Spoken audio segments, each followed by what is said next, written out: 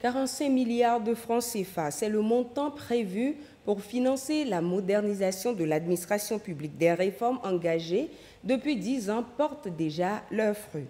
La foire Made in Togo bat déjà son plein depuis le 26 juillet dernier, et ce jusqu'au 4 août prochain. Une occasion pour les entrepreneurs togolais de promouvoir les produits Made in Togo, et c'est sur le site du CETEF. C'était le sommaire. Madame, Monsieur, bonsoir. Heureuse de vous retrouver encore ce soir pour ce numéro du Journal de l'économie. Au Togo, le processus de modernisation de l'administration publique a été accéléré durant ces 10 dernières années afin de mieux satisfaire les usagers qui sont d'ailleurs les contribuables. Les différentes réformes engagées par le chef de l'État permettent aujourd'hui de simplifier les démarches administratives aux Togolais. 45 milliards de francs CFA sont donc prévus pour la modernisation de l'administration publique. Les détails avec Ekwesala. Aujourd'hui, le duplicata du certificat de nationalité s'obtient aisément dans les différentes communes du Togo. C'est le fruit des réformes engagées par le chef de l'État, Faure Essozi Mnagna-Singbe, pour rapprocher davantage ce service des populations. Grâce à ces réformes, les bureaux de l'administration publique fonctionnent avec de la connexion haut débit. Les demandes de plusieurs documents administratifs se font désormais en ligne sur le portail numérique des services publics. À cela s'ajoute la digitalisation de la demande du casier judiciaire qui simplifie aujourd'hui la vie à des milliers de Togolais. En février 2023, soit moins de 2 ans après cette mesure du président de la République, plus de 350 000 bulletins sont délivrés, soit une hausse de 600%.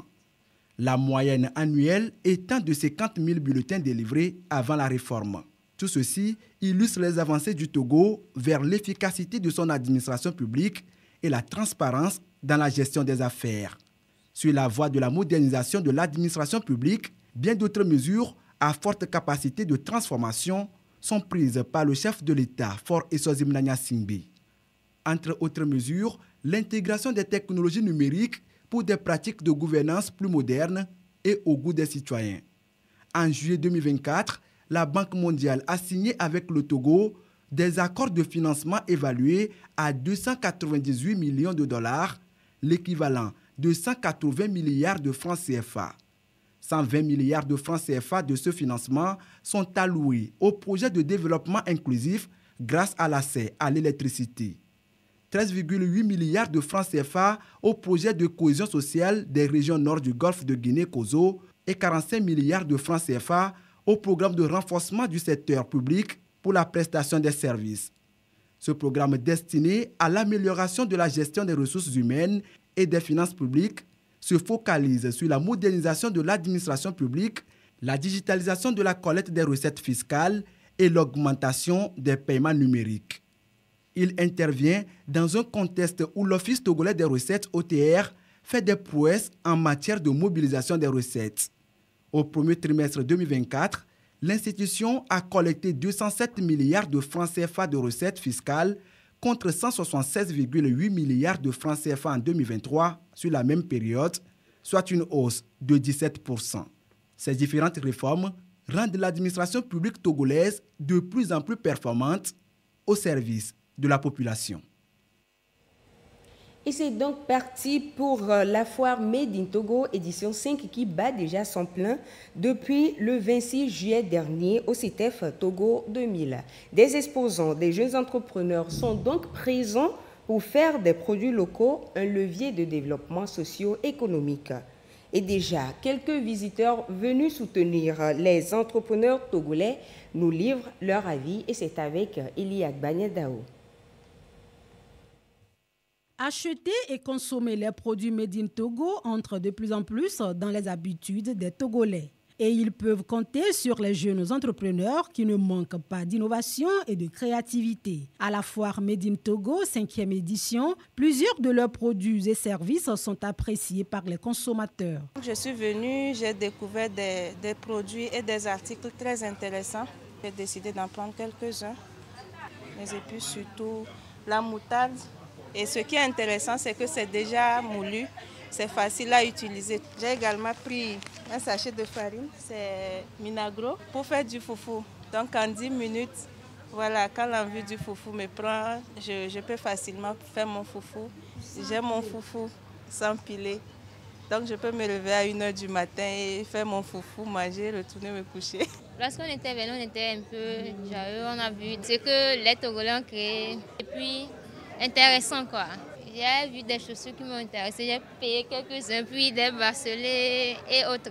Je suis venu voir les œuvres qu'accomplissaient les Togolais chaque année. L'année passée, lorsque j'étais venu, j'ai apprécié. Donc je suis venu aussi cette année pour voir d'autres créations qu'ils ont réussi à faire. J'ai acheté quelques chaussures qui me plaisaient, qui étaient vraiment magnifiques. Dans les stands, une variété de produits typiquement togolais s'offre aux visiteurs. D'un produit à un autre, c'est le génie des entrepreneurs togolais qui s'exprime. C'est le thé qu'on a ici, le thé thérapeutique, à base de la plante Olikpekpe. Nous travaillons avec des plantes uniques. Nous ne faisons pas des mélanges de plantes dans nos produits. Le thé que nous avions produit ici permet de fluidifier le sang, d'aider les personnes qui ont des problèmes de tension, de diabète, à pouvoir se soulager de ces maux-là. C'est du sorabi qui a été fait sur ma propre ferme, avec mes propres palmiers. Donc c'est assuré, c'est du 100% vin de palme, la transformation du vin de palme 100%. Là, c'est du boisé. Vous verrez que la couleur est un peu, bon, ça diffère un peu. C'est ça, un arrière-goût fumé. On a travaillé ça nous-mêmes. Aucun produit additif.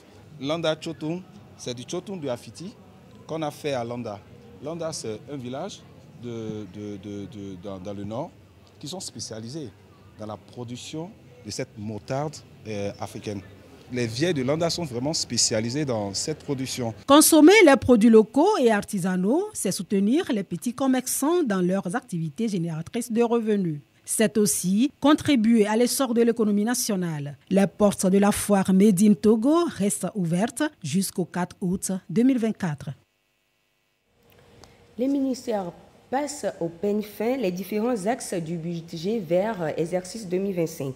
Il s'agit pour les acteurs d'affecter un code à chaque ligne de dépenses concernant les questions liées au climat et à l'environnement. Les détails avec Kramen Madi Akapo. La mise en œuvre du budget vert retient dans le processus le marquage des dépenses ou activités et lignes budgétaires.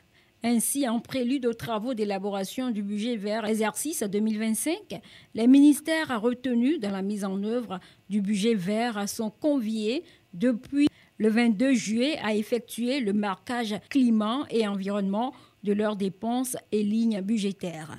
L'objectif de cet exercice est de faire posséder aux acteurs budgétaires les outils et techniques nécessaires à l'identification des dépenses en faveur de la lutte contre les changements climatiques et de la protection de l'environnement à l'échelle ministérielle et nationale.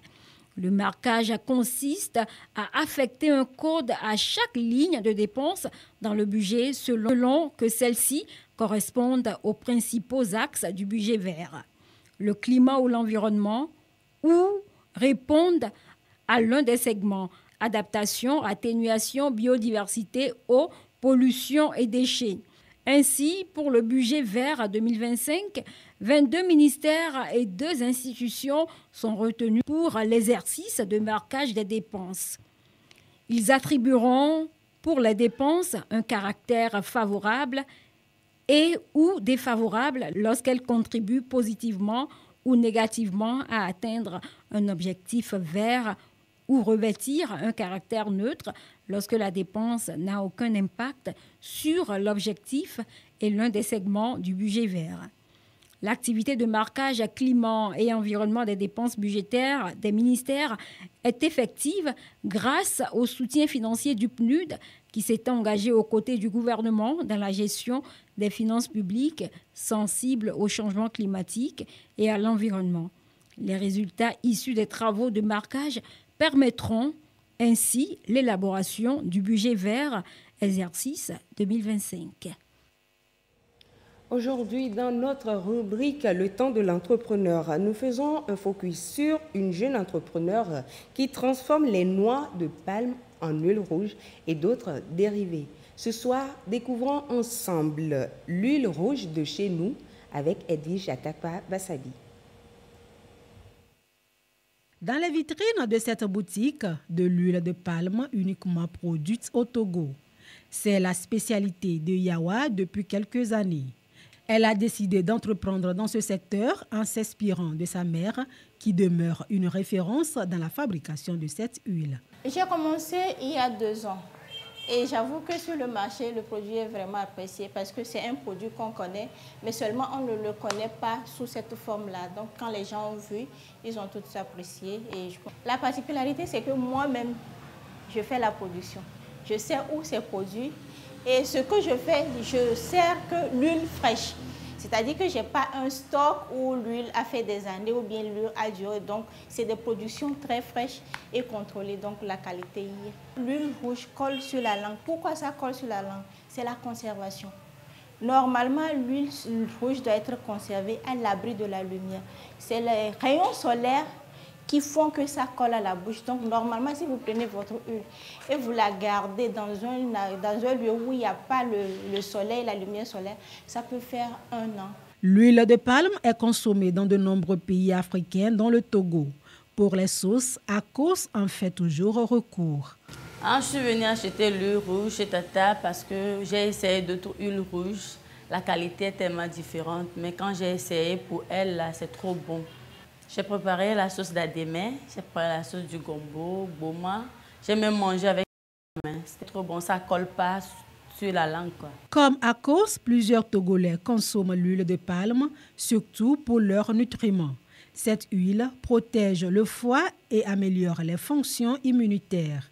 Sa graisse sert aussi à la fabrication du savon, très bon pour la peau.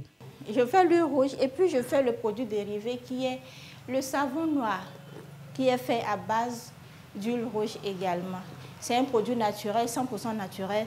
Il n'y a aucun produit chimique dedans. Donc, c'est l'huile rouge et la potasse naturelle seulement qui est à la base de ça. L'ambition, c'est d'abord de mettre ça sur la table de tout le monde. C'est-à-dire qu'on n'ait pas peur de consommer l'huile rouge parce que si on arrive à acheter l'huile d'olive qui n'est pas produite en Afrique, ici, chez nous, je pense que nous aussi, il faut qu'on ait l'ambition d'envoyer ce que nous avons ailleurs. L'huile rouge est consommée au Togo, au Bénin, au Nigeria, en Côte d'Ivoire, un peu partout en Afrique. Et nos frères qui sont en Europe aussi en consomment. D'ailleurs, j'ai eu beaucoup de commandes au Canada, aux États-Unis et puis en Europe. L'huile de palme de Yawa attire de plus en plus de consommateurs. Et ce commerce procure à la jeune entrepreneur son pain quotidien. Malgré ses multiples bienfaits sur la santé, l'huile doit toujours être consommée avec modération. Et pour le succès et l'évolution de leur entreprise, ces jeunes entrepreneurs ont donc l'obligation de savoir gérer la trésorerie, gage du développement d'une entreprise. Quels sont donc les impacts de la gestion d'une trésorerie? Les réponses dans ce sujet de Carmen Madi Akapo, présentée par Karine Olanlo. La trésorerie d'une entreprise est somme disponible sur le compte en banque de celle-ci. Elle est le résultat des décaissements et des encaissements. Une entreprise qui a une trésorerie importante a la possibilité d'être plus performante selon les spécialistes en économie pour plusieurs raisons. Le plan de trésorerie vient compléter en fait l'outil qu'est le budget de trésorerie, en ce sens que ça permet de prendre des décisions de gestion. C'est pourquoi nous avons déjà dans la définition dit qu'il faut se procurer des disponibilités complémentaires après les prévisions pour gérer le reste de la trésorerie. Une entreprise qui gère bien sa trésorerie, le premier élément, c'est qu'elle s'assure les liquidités. D'une part, elle fait face également à ses dettes, à ses engagements auprès des tiers et elle paye régulièrement. En ce sens, elle a un équilibre financier qui lui permet de pérenniser les activités de l'entreprise.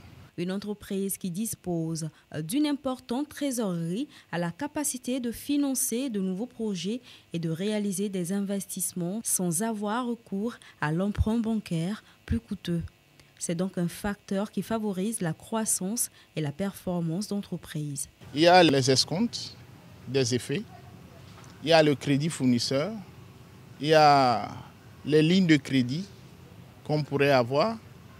Et puis, il y a les mécanismes également de placement. Vous avez les DAT que vous pouvez faire, et aussi les valeurs mobilières de placement que vous pouvez acheter et puis revendre au moment opportun pour avoir accès à de la trésorerie, à du cash à un moment donné. Les experts pensent qu'aujourd'hui, une bonne gestion de trésorerie passe par la mise en place d'une stratégie efficace et pérenne qui s'articule autour de 4 points. La transition numérique, l'autonomisation, l'analyse de données et le pilotage. Suivons à présent les cours des devises de ce mardi 30 juillet 2024. L'euro, toujours inchangé, 655,95 à l'achat comme à la vente. Le dollar américain s'établit à 602,50 à l'achat et 609,50 à la vente. Le yen japonais, 3,885 à l'achat et 3,945 à la vente. La livre sterling est de 775,50 à l'achat et 782,50 à la vente. Le franc suisse, 680,75 à l'achat et 686,75 à la vente. Quant au dollar canadien, il s'établit à 434,25 à l'achat et 441,25 à la vente. Le yuan chinois, 82,750 à l'achat et 84,50 à la vente. Faisons maintenant un tour de quelques journaux pour suivre l'actualité économique. Le climat des affaires au Togo a retenu l'attention des journaux économiques cette semaine. On peut donc lire dans les colonnes de Ecofinance, climat des affaires, 7 964 entreprises créées au premier semestre 2024. Le quotidien précise que le chef de l'État, Faure Essozi-Mila Gnassingbé, ne s'est pas trompé. Sa stratégie porte des fruits.